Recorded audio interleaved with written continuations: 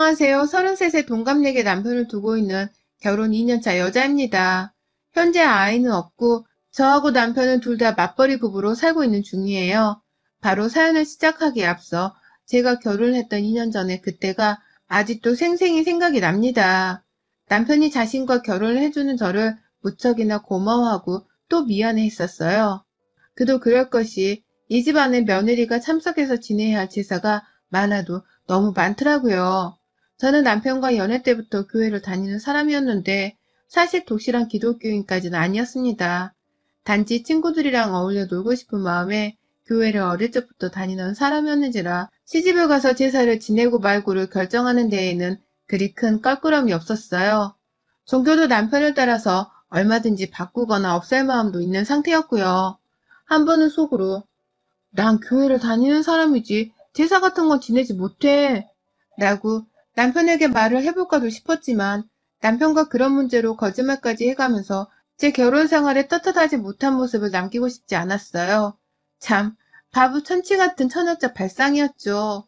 그래서 솔직하게 나는 기독교지만 내가 기도를 엄청 열심히 하는 사람도 아니었고 얼마든 종교도 자기를 따라서 바꿀 수 있어. 그러니 결혼하고서도 제사 지내는 문제로는 걱정하지 않아도 돼. 라며 말을 했어요. 그쯤 남편은 늘 제게 우리 집에 제사가 많아. 제사가 한둘이 아니고 정말 많아서 엄마가 늘 힘들어하셨어. 당신이 힘들 수 있는데 지금이라도 안 되겠다 싶으면 내게 말해. 나도 당신을 힘들게 만드는 결혼을 시작하고 싶진 않으니까. 라면서 먼저 솔직하게 고백을 하고 있는 중이었습니다. 자기 집에 조상 때부터 이어져 오는 제사가 1년에 9개가 있고 결혼하면 제가 맏며느리가 되어 그 제사를 책임져야 할 테니 힘들 거라고 미리 말을 잘도 해주더라고요. 저를 배려한다며 말이죠. 먼저 이실직고하며 마음의 준비라도 하게 해주는 남편의 모습이 참 인간적으로 느껴졌습니다. 그래서 저도 솔직히 제사를 하기는 싫었지만 그까짓 것들을 할 수 있다면서 남편에게 자신있게 말을 했죠. 이런 배려의 말을 먼저 해줘서 고맙단 말도 했고요. 그래서 남편은 결혼하면서 그리고 그 후에도 지금까지 쭉 제게 고마워만 하며 살아줬고요. 그런데 남편이 미처 말을 해주지 않은 것이 있었습니다. 남편이 제게 다 솔직하게 말을 한 줄 알았더니만 하나 가장 중요한 것을 남편조차 모르고 있던 바람에 제게 전달이 되지 못했더라고요. 악랄하고 여우 중에 상여우임이 분명한 우리 시어머니의 성격을 말이죠. 어머님 성격은 정말 욕을 한 바가지 퍼주고 싶다가도 침을 꼴까닥 삼키게 만드는 마성의 상여우셨습니다. 이런 말을 하고 있는 제가 다 민망스럽고 화딱지가 생길 만큼이요. 지금 결혼한 지가 2년 차라 아직도 시어머니를 적응하지 못한 채로 살고 있었어요. 작년까지는 정말 매년 보는 어머님이 새롭게 느껴질 지경이었죠. 결혼하고서 제사가 9번인데 저랑 남편이 둘 다 맞벌이를 하는지라 하나만큼은 약속을 했습니다. 제사랑 일을 선택해야 하는 바쁜 날이 찾아오면 그땐 눈치 보지 않고서 일을 택하겠다고 말이죠. 그래서 실제로 약을 하던 날이나 제가 중요한 프로젝트를 맡게 되어 눈코 뜰 새 없이 바빴던 시기에는 제사가 있어도 참석을 하지 않았어요. 비교적 널널한 편이었던 남편이 혼자서 참석을 하곤 했고요. 그럴 때 어머니께 전화로 제대로 말씀을 드렸고 이게 죄송한 일인 줄까지는 모르겠으나 그냥 시어머니 비위를 맞춰드린다면서 못 가서 죄송합니다 어머님 라며 말도 했었어요. 그게 고작 1년에 9번의 제사 중에서 겨우 한두 번에 불과했는지라 어머니께서도 겨우 한 번인데 뭘 일이 중요하지 라며 대답을 해주셨고요. 그런데 시어머님이 결혼 1년 차가 끝나가던 중에 남편이 한 번은 시어머니께 혼자서만 따로 불려간 적이 있었어요. 저랑 같이 퇴근해서 밥 먹고 있는데 네 마누라는 데려오지 마! 라는 말을 하면서 남편만 쏙 부르시더라고요. 살짝 기분이 나쁜 채로 남편을 보냈고 내내 기다렸더니 남편은 꼭두 새벽에 돌아왔어요. 표정이 잘량해 너무 미안하던 시기길래 왜 그러냐고 물어보니 남편이 망연자실한 채로 말하더라고요. 앞으로 제사는 우리 집에서 지낼 거니까 그런 줄 알라 했다면서 말이죠. 세상에 제가 일 때문에 퇴근도 늦게 하고 몸을 피곤해야 한다는 이유로 이제는 제사를 우리 집에 직접 가져와서 지내겠다 하셨다는군요. 그렇게 해서 제가 늦은 퇴근을 하더라도 조상님께 절 한 번은 꼭 드릴 수 있게 만들어야겠다면서 말입니다. 저한테는 일이 먼저라며 세상 살갑게 말씀해 주더니만 자기 아들 불러서는 어떻게 아들을 홍군형 낸 건지 남편은 얼이 다 빠져서는 시어머니 말을 그대로 전하기만 하고 있고 제대로 본 적이 한 번도 없었나 보더라고요. 시어머니의 여우 같은 성격에 남편이 생각보다 마마보이 같다는 걸 그제서야 알았던 것입니다. 저는 그렇게 그 후 1년에 9번을 시부모님은 제사 지낼 제기들을 가지고 우리 집에 오셨어요. 한 3번 정도를 가지고 다니다가 그 후로는 아예 우리 집 베란다 한켠에 제사 제기들을 다 놓고 다니시기 시작했죠. 퇴근을 하고 집에 오면 시어머니는 왔냐며 저를 맞이해 주는데 기다렸다는 듯이 행동을 바꾸시더라고요. 본인이 내내 앞치마를 베고는 제사 준비를 하다가 제가 퇴근하는 순간 본인은 부엌에서 땡 하며 퇴근을 하셨습니다. 제사를 지내려면 빨리빨리 음식 준비를 해야 바로 제사를 끝내고 저도 좀 퇴근 후 휴식을 취할 텐데요. 어머님은 일부러 세워라 내워라 음식 준비를 느려 터지게 하시다가 제가 퇴근을 하고 난 후에서도 제대로 된 음식을 끝내놓지 못하셨어요. 그 바람에 시아버지는 이미 제가 퇴근하기 전부터 화가 나서 시어머니를 재촉하고 계셨고 어머님은 제가 퇴근하는 순간 기다렸다는 듯이 앞치마를 벗어서 제게 주며 말씀을 하셨습니다. 이제 우리 며느리 차례네. 라고 말이죠.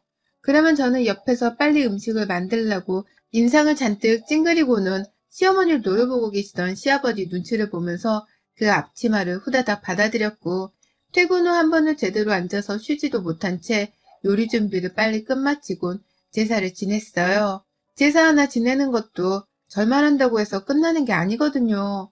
그거 다 상위에 올려놓고 시아버지랑 남편이 먼저 저라고 말씀 나누면 그 뒤에 저랑 어머님도 따라 저를 올리고 제사 끝나면 또 상위에 음식을 치우고 냉장고 정리를 하고 설거지를 한다고 일이 아주 산더미였어요. 그걸 어머님은 저에게 먼저 맡기려는 듯 아주 대충 도와주면서 설렁설렁 일하셨고요.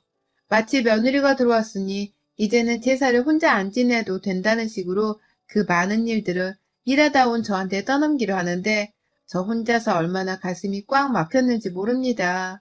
그나마 다행이었던 것은 시아버지 성격이 워낙 빠릿빠릿한 걸 좋아하시는 바람에 일을 빨리 끝내고 집에 가기를 원하셔서 남편이랑 시어머니가 어떻게든 일거리 하나라도 더 도와주려고 하셨던 것이에요. 남편은 처음부터 끝까지 제가 하는 일을 도와주려 안달냈었고 시어머니는 아들의 시아버지까지 재촉을 하면서 나서니 어쩔 수 없다는 식으로 늘 손을 거들었죠.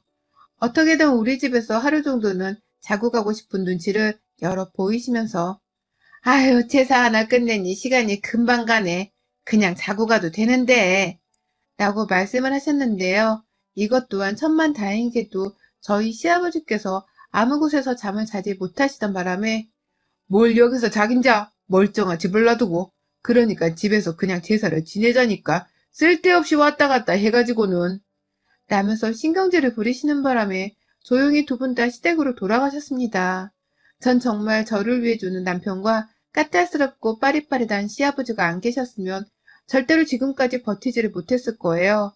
그게 아니었다면 저는 차라리 기독교인이라고 선언을 하면서까지 제사를 그만 지내겠다고 선전포고를 했을지도 모릅니다.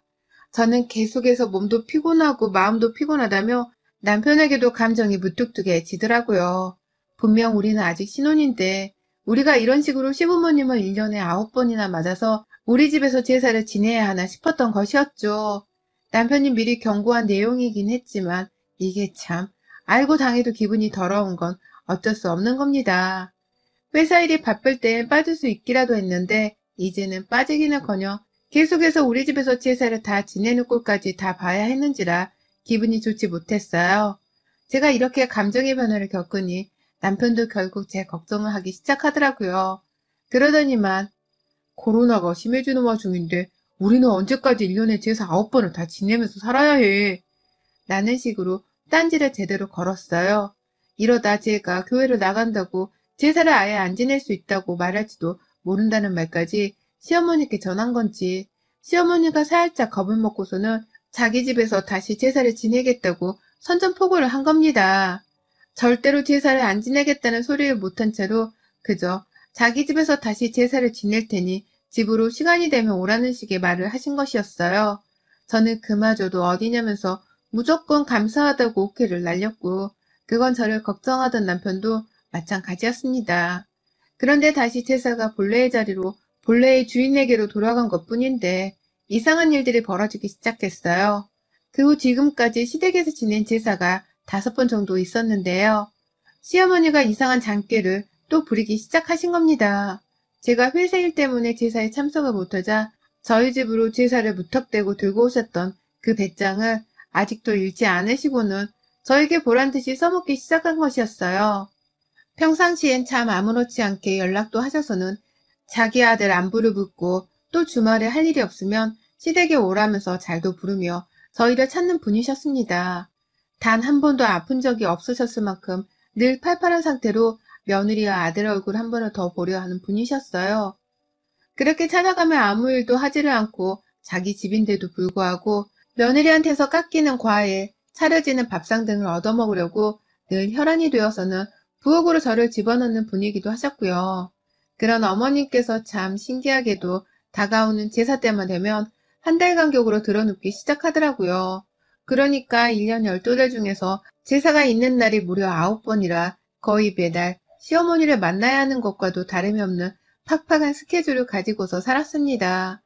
그런 어머님이 평상시에는 그렇게 아들이 보고 싶다면서 옆에 끼고 지내려 하시고 신나게 불러서는 술도 벌컥벌컥 마시면서 아들이랑 잘도 떠들고 노시는 분께서 제사가 다가오기만 시작하면 퍽 하고 들어누우시는 겁니다. 처음엔 그날이 주말이었는데요. 단순 빈혈이 느껴진다면서 아무것도 못하겠다고 손을 놓고서는 방 안에서 들어누워 계시는 바람에 제가 나서서 그날 하루의 제사 일을 모조리 다 준비를 했고요. 자기 아들이 제 손을 거둔다고 자꾸만 부엌을 왔다 갔다 하는 광경을 실눈 뜨고 목격하신 건지 그제서야 나와서 한다는 말이 아들아, 너는 엄마 좀 봐주라. 와서 엄마 머리도 좀 만져주고 라면서 지 아들을 데려가 쉬게 하려고 꼼수를 부리더라고요. 전 솔직히 그때까지만 하더라도 어머님이 진짜 아프신 줄을 모른 채로 저 혼자 열심히 제사 준비를 했었는데요. 2번째 제사가 찾아오던 그 다음 달에 바로 눈치를 챘죠. 신나게 지내시다가 또다시 제사가 찾아오자 언제 그랬냐는 듯이 정신을 못 차리고서는 이번에 빈혈이 아닌 감기 몸살을 빌미로 몸져 누워 계시는 어머님의 모습에서 순간 저게 연기가 아닌가 하는 생각을 해버렸습니다. 그리고는 현장을 잡았어요. 꿀물 한 잔을 타달라고 구태여 바쁜 저에게 심부름 하나를 더 시키길래 알겠다고 하면서 부엌에서 만들고 있는 사이 혹여나 싶어서 시아버지와 남편이 제사상을 준비하는 사이에 시어머니 계시는 방문을 슬쩍 열어보니 그 안에서 핸드폰으로 TV 영상을 보다 말고 제 인기척에 핸드폰을 끄고 자는 척을 하는 어머님을 제가 봤거든요. 확 덮쳐서는 여기서 뭘 하면서 쉬고 있었냐고 한마디를 거두려고 하다가 말았습니다. 아휴, 그 자는 척하는 꼬라지가 너무 어처구니가 없기도 하고 체면치레도 안 될 만큼 딱해 보이기도 했는데 자기 스스로도 그 순간 눈 감고 자는 척을 하면서 얼마나 쪽이 팔렸을까 싶었거든요. 그냥 스스로 좀 더 얼굴을 붉히며 조마조마하라고 내버려 뒀죠. 그 후로도 뭐 제사 날짜만 다 와가면 며칠 전부터 저 보란듯이 죽는 소리를 해가면서 아프다고 몸이 피곤해 움직이질 못해 죽겠다면서 앓는 소리를 하는 시어머니의 꾀병을 저는 다 알면서 받아주었고요. 저뿐만 아니라 시아버지도 남편보다 먼저 눈치를 채신 건지 저번 제사 때는 또 아파? 아니요, 어째 조상님께 제사를 지내는데도 허구한 날 제사만 앞두면 귀신같이 아프대. 조상님이 빙이라도 한 거야 뭐야? 라면서 대놓고 꼽을 주시더라고요. 꾀병인 거 아는데 또 그 짓을 하고 있다는 걸 돌려 말하는 시아버지의 말씀에 시어머니는 아니 진짜 아프다니까 라며 괜히 투정을 더 부리셨고 그런 두 분을 보면서 저는 내심 속으로 실실 웃었습니다. 우리 시아버지의 시원시원한 성격이 좋기도 했고 시아버지가 더 화를 내주시길 바랬는데 그러지 못하시니 답답한 마음도 조금 있었네요. 그러다 바로 저번 주 저희가 또 하나의 제사를 맞이했습니다. 이번에도 시어머니가 얼마나 꾀병을 피우실까 싶어서 은근히 기대가 되더라고요. 그런데 저조차도 너무 정신이 없이 회사에서 일을 하다가 그날 딱 하루 여유가 생겼던 거라서 솔직히 인내심이 바닥인 상황이었습니다.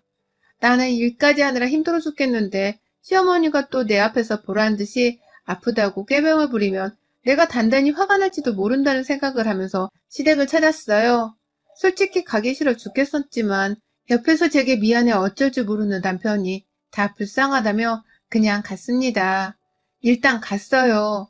그런데 아유, 꼴보기 싫은 우리 시어머니는 아니나 다를까 방 안에서 들어가서는 나오지도 않고선 또 기어가는 목소리를 내며 아프다고 들어누워 계시더라고요. 아이고, 니들 와줬구나. 며느라, 들어가면 내가 재료는 다 준비해놨으니 너가 손짓만 하면 된다. 라고 죽는 소리를 하시길래 네! 라고 떨떠름이 대답을 한 채로 부엌을 갔는데요. 가보니 재료가 정말 다 준비만 되어 있고 하나도 제대로 다듬거나 씻어놓지도 않은 채로 딱 장바구니 안에 들어가 있더라고요. 순간 저도 모르게 쓴 한숨이 팍 새어나왔죠. 제가 한숨을 쉬면서 부엌을 바라보니 남편도 어머니께 인사를 드리고 부엌에 와선 와, 진짜 이렇게 아무것도 안 하셨다고? 라면서 제 어깨를 토닥이는데 순간 너무 짜증이 나고 남편조차 상대를 하기 싫다며 어깨를 털어버렸어요. 제 어깨에 손을 대라는 저만의 제스처였던 것입니다. 그러자 남편도 사뭇 놀랬나 보더라고요. 제 인내심이 슬슬 바닥에 다다른 게 아닌가 싶었는지 말이죠. 그때 시어머니가 또 꾀병으로 누워있는 것에 내내 화가 나 계셨는지 시아버지가 저희 부부를 따라서 부엌으로 들어오셨어요. 며느라, 내가 오늘은 정말 안 되겠구나. 라면서 비장한 표정으로 들어오시는 시아버지는 내가 지금까지 내내 뭐라도 좀 하라고 옆에서 잔소리를 퍼부었는데도 저 옆엔 내가 말을 안 들어. 라면서 제 앞에서 급기야 시어머니 욕을 하시더라고요. 며느리랑 아들 앞에서 와이프 뒷담화를 하시기 시작한 겁니다. 오죽 속이 터질 것 같으셨으면 말입니다. 그러니 저도 네, 저도 예상은 했습니다, 아버님. 라면서 열을 올렸고 남편은 내내 저를 제대로 터치하지도 못한 채 달래준다고 내가 할게. 내가 여기 거부터 씻을까? 라며 눈치를 보는데 이 상황 자체가 너무 이상한 바람에 몸둘 바를 몰랐어요. 제가 놀다가 늦게 온 것도 아니고 일하고 나서 퇴근하자마자 집에 가지도 못한 채 시댁에 제사를 지내러 온 건데 시어머니는 내내 집에서 놀고 계셨으면서도 제사 음식 손질 한번 하실 생각을 못 하신 건가 싶어서 울분이 터지더라고요. 이렇게 늦게 제사를 준비하고 늦게 제사를 끝마치게 하고서는 잠까지 잤다가 내일 아침에 집으로 돌아가게 하려는 시어머니의 계획이 분명했음을 알아차렸어요. 그리고는 정말로 시어머니의 계략대로 저는 개고생을 하며 제사를 늦지막히 끝마치고는 결국 여기서 잠까지 자고 다음날 집에 돌아갈까봐 걱정이 되기 시작했어요. 걱정이라기보다는 화가 난다는 것이 더 정확한 표현이었을 거고요. 결국 저는 시어머니께 도움을 요청하기로 했습니다. 요청하는 말로 음식 손질을 도와달라고 말을 꺼내서는 만약 내 말을 듣지 않을 시 이 모든 상황을 난장판으로 만들 수도 있겠다는 협박이라도 해볼 참으로 말이죠. 방 안에 들어가니 어머님은 저 보란 듯이 눈을 억지로 꼭 감고 계시더라고요. 안 그래도 많은 주름이 억지로 눈을 감으려 한 바람에 자글자글해 보였습니다. 그런 어머님의 억지스러운 모습을 보면서 저는 가소로와 웃음을 지었고 어머님, 당장 일어나세요. 라면서 자비조차 베풀지를 않은 채 말을 했어요. 어머님은 제 말을 듣자마자 못 들은 척 가만히 계시더라고요. 그러더니만 한다는 말이 나 못 일어나 였고요. 쳇바퀴를 도는 듯 자꾸만 반복되어 일어나는 어머님의 꾀병과 연기력에 감탄을 하는 도중 저도 이제는 봐주지 않겠다면서 재차 말씀을 드렸습니다. 일어나세요. 저 그냥 확 집에 가버리기 전에 일어나서 조금이라도 도와주세요. 라고 말이죠. 저 오늘 어머님 계속 누워있으면 이제 여기 안 와요. 오늘이 마지막 제사고 어머님이 나이 들어 손발 제대로 못 쓰실 때까지 절대로 대신 제사를 지내드리지 않을 거니 마음대로 하세요. 그 꼴 보고 싶지 않으면 지금 당장 일어나세요. 라고 말입니다. 웃음기 하나 섞지 않은 채 당장이라도 이 집구석을 떠날 준비가 되었다며 말씀을 드렸고 뒤에서 시아주버님으로부터 시작해서 남편까지 모두 다 얼른 일어나, 얼른! 라면서 저를 붙잡겠다는 듯이 시어머니를 재촉했습니다. 시아버지는 제 앞이라서 욕만 안 하셨을 뿐 당장이라도 시어머니께 욕 한 바가지를 퍼붓고 싶다는 듯이 아주 쌀벌하게 말하셨어요. 옆엔 내가 진짜 며느리 앞에서 쪽팔린 줄도 모르고, 아유, 저거 진짜. 라면서 과격히 말이죠. 결국 시어머니는 본인 체면이 말이 아니셨는지 일어나긴 일어나셨는데 머리를 지끈거리면서 몸에 힘을 푼 채로 말하더라고요. 아픈 시어머니를 이렇게까지 일시켜야겠냐고 말이죠. 아픈 사람이야지 배려를 해주던지 말던지 할 텐데 아프지도 않은 사람이 끝까지 쾌방질을 하니 미치겠더라고요. 한편의 개그 콘서트를 보는 것 같아서 말이죠. 결국 저는 어머님의 팔뚝을 잡아 끌고선 부엌으로 향했어요. 노인네 아프실까봐 힘도 안 들이고서는 옷자락만 잡아 끌었는데 아! 왜 때리니? 라면서 엄살이란 엄살을 다 부리는 어머님의 말씀에 빡이 쳐서는 그냥 팔뚝을 잡아 끌어버렸습니다. 그 길로 부엌에서 온 가족들이 저를 따라 이동했고 남편 혼자 안절부절을 못하는 사이 시아버지와 제가 거의 합동적으로 시어머니를 공략했어요. 손질은 해놨어야 할 거 아니에요. 이러고 제사를 언제 치르고 언제 끝내냐고요. 내가 그러니 미리미리 해놓으라고 했잖아. 어제 재료 사놓고 하루 종일 퍼즐로 놀아놓고서는 지금까지 손질 하나 안 했다는 게 말이 돼? 내가 며느리한테 이 꼴 당할 줄 알았다. 라면서 아주 사방팔방에서 자기를 비난하는 말이 오가자 급기야 시어머니는 머리가 지끈거리다면서 부엌 바닥에 스르륵 주저앉으셨어요. 마치 드라마 속의 빌런의 여주인공이 암에 걸려 남주인공 앞에 쓰러지는 그 안타까운 상황처럼 말이죠. 그런데요, 더 웃긴 게 뭔 줄 아세요? 그 와중에 아무도 시어머니를 이리가 세우지를 않더라고요. 시아버지는 빨리빨리 제사를 치르고 싶은데 마누라 때문에 속 터져 죽겠다면서 아우 그냥 마음대로 해. 야 이 옆에네야 마음대로 해. 라면서 제사를 지내지 말라고 삐져서는 방 안으로 들어가 버리셨어요. 엄연히 따지고 보면 조상은 시아버지의 조상이라서 아버님께서 직접 재료를 손질해도 되셨을 텐데 그놈의 가부장적인 이 사회의 영향을 받은 건지 절대로 스스로 일을 하지 않으신 아버님의 책임도 있었습니다. 그 꼴을 평생 남편으로 보고 살았을 시어머니의 인생도 참 생각하면 불쌍하고 가엾긴 했습니다. 그런 생각이 순간 들기도 했어요. 하지만 그렇다고 해서 며느리인 제가 똑같이 그 힘든 삶을 이어받을 이유도 없었고 자신의 가엾은 인생을 저에게 떠넘기려는 시어머니를 눈감아 줄 수만도 없었어요. 결국 저는 그렇게 쓰러진 어머니께 아프시면 약을 드시라면서 억지로 약 하나를 시댁에서 찾아드렸어요. 아프면 약 드시라며 열도 안 나는 사람한테 집에 있던 개부린 약이 있길래 하나를 가져다 드리니 그걸 또 머리 아픈 척하면서 억지로 드시래요. 그리고 난 후 저는 집을 나섰어요. 아버님이 안 지내신다고 하니 저도 지낼 이유가 없어요. 이게 다 어머님이 아프셔서 벌어진 일이니까 나중에 아버님께 어머님 혼자 다 욕 쳐드세요. 오래 건강히 살려면 욕 먹는 게 직방으로 좋아요. 라며 그냥 무작정 집을 나서버렸어요. 남편도 제사를 지낼 수 없게 되었다면서 저를 따라 나왔고 집안에서 시어머니는 그 후 어떻게 되었을지 저는 잘 모르겠고요. 그런데 그 후 정말 우리 시어머니는 혼자 개그 프로그램을 또 찍으셨습니다. 글쎄 시어머니가 그날 제 앞에서 꾀병인 척을 하겠다고 하루 종일 아무것도 드시지 않고서 일부러 쭉 누워서 쉬기만 하며 계셨나 보더라고요. 빈속에 제가 드린 개보리를 아픈 척하며 억지로 복용을 하시고는 밤새 몸살기에 복통을 호소하며 아주 아파 죽으려 하셨다고 하네요. 그게 뭐 공복에 먹으면 위장이 안 좋아서 순간적인 복통을 일으킬 수가 있나 보더라고요. 결국 시어머니는 제 앞에서 제사 한번 안 하고 며느리를 부려먹으려 아픈 연기를 하다가 밤새도록 진짜 찐 고통을 느끼는 아픔을 경험하게 되었고요. 밤새 죽다 살아나서는 시아버지한테서 욕을 바가지로 또 먹으셨던 건지 울먹이면서 남편한테 전화를 하셨어요.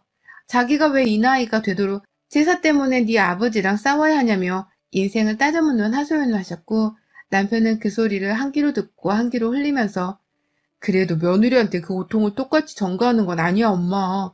제사는 하나로 몰아하든지 말든지 둘 중 하나는 하자. 난 와이프한테 그 제사 똑같이 물려주고 힘들게 할 생각이 추워도 없으니까. 라는 간결한 말로 전화를 끊어버렸습니다. 어머님도 느끼신 게 많았던지 한참은 시아버지랑 제사 문제로 실랑이를 한다는 말을 남편을 통해 들었었고요.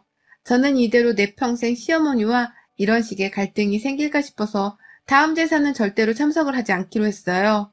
다음 제사뿐만 아니라 올 한 해 제사를 통으로 비우며 시어머니를 힘들게 해서 어머님이 어떻게든 스스로 시아버지와 맞서며 제사 횟수를 줄이실 수 있도록 하려고 합니다.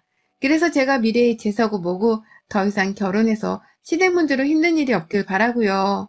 여러분의 생각은 댓글로 남겨주세요. 오늘도 시청해주셔서 정말 감사합니다.